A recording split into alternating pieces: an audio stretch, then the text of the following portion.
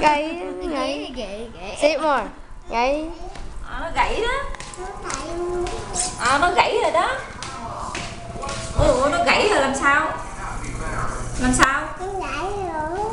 Nó chạy xong rồi nó gãy hả? Nó gãy. Dạ. Nó gãy đó, nó gãy hả? Nó gãy đó. Ai làm gãy vậy? Ai làm gãy vậy? Nó gãy rồi, ai làm gãy vậy?